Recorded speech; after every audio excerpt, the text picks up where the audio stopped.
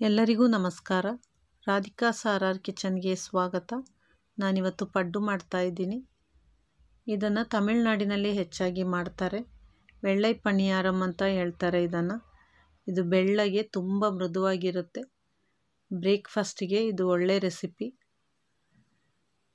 Chicken ಸಾರಿನ ಜೊತೆ ಮತ್ತು ಚಟ್ನಿ ಜೊತೆ ಇದು ತುಂಬ ಚೆನ್ನಾಗಿ ಹೊಂದ್ಕೊಳ್ಳುತ್ತೆ.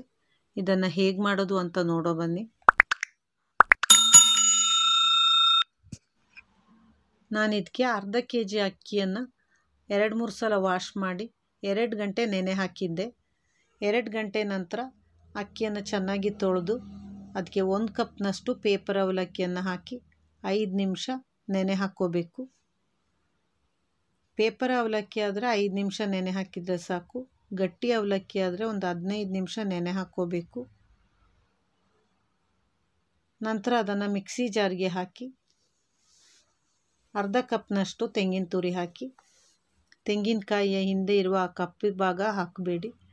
ನಂತರ ಸ್ವಲ್ಪ ನೀರು ಹಾಕಿ ಅದನ್ನು ರುಬ್ಕೋಬೇಕು.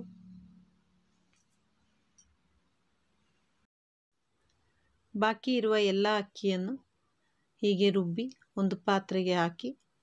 ಇದು ತುಂಬ ನೀರಾಗಿರಬಾರ್ದು, ಹಾಗೆ ತುಂಬ ಗಟ್ಟಿಯೂ ಇರಬಾರ್ದು. ದೋಸೆ ಹಿಟ್ಟಿನ ಅದಕ್ಕೆ ಇದನ್ನು ರುಬ್ಬಿ ಒಂದು ಪಾತ್ರೆಗೆ ಹಾಕಿ ನಂತರ ಅದನ್ನು ಒಂದು ಸೌಟಿನಿಂದ ಚೆನ್ನಾಗಿ ಮಿಕ್ಸ್ ಮಾಡ್ಕೋಬೇಕು.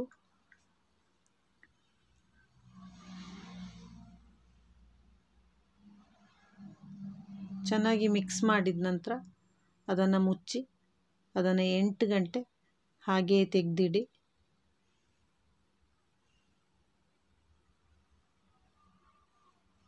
ಎಂಟು ಗಂಟೆ ನಂತರ ಇದು ಚೆನ್ನಾಗಿ ಫರ್ಮೆಂಟೇಷನ್ ಆಗಿದೆ. ಈಗ ಚೆನ್ನಾಗಿ ಮಿಕ್ಸ್ ಮಾಡಿ ಅದಕ್ಕೆ ಒಂದು ಅರ್ಧ ಟೀ ಸ್ಪೂನ್ ಉಪ್ಪು ಹಾಕಿ ಚೆನ್ನಾಗಿ ಮಿಕ್ಸ್ ಮಾಡ್ಕೋಬೇಕು.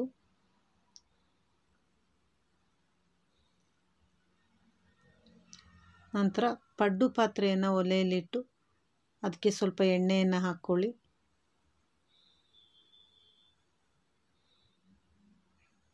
ನಂತರ ಗ್ಯಾಸನ್ನು ಲೋ ಟು ಮೀಡಿಯಮ್ ಫ್ಲೇಮಲ್ಲಿಟ್ಟು ಹಿಟ್ಟನ್ನು ಹಾಕ್ಕೋಬೇಕು.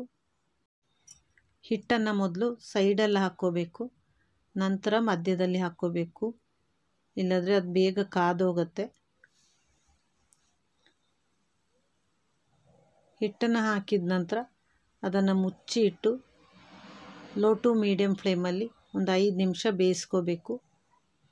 5 ನಿಮಿಷದ ನಂತರ ಅದನ್ನು ಹೀಗೆ ತಿರುಗಿಸಿ ಹಾಕುವಾಗಲೂ ಮೊದಲು ಮಧ್ಯದಲ್ಲಿರುವ ಪಡ್ಡನ್ನು ತಿರುಗಿಸಿ ಹಾಕಿ ನಂತರ ಸೈಡ್ನಲ್ಲಿರೋದನ್ನು ಹಾಕ್ಕೋಬೇಕು. ನಂತರ ಅದನ್ನು ಮುಚ್ಚಿ ಇಟ್ಟು ಮತ್ತೆ 3 ನಿಮಿಷ ಬೇಯಿಸ್ಕೋಬೇಕು. 3 ನಿಮಿಷದ ನಂತರ ಈ ಪಡ್ಡುವನ್ನೆಲ್ಲ ತೆಗಿಬೇಕು.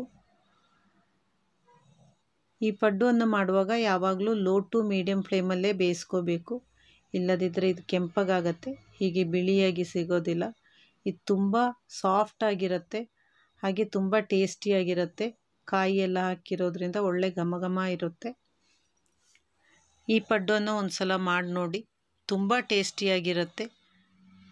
ನನ್ನ ಈ ವಿಡಿಯೋ ಇಷ್ಟ ಆದರೆ ಲೈಕ್ ಮಾಡಿ, ಶೇರ್ ಮಾಡಿ, ಕಮೆಂಟ್ ಮಾಡಿ. ಹಾಗೆ ನನ್ನ ಚಾನಲ್ಗೆ ಸಬ್ಸ್ಕ್ರೈಬ್ ಆಗಿ friends. Thank you for watching.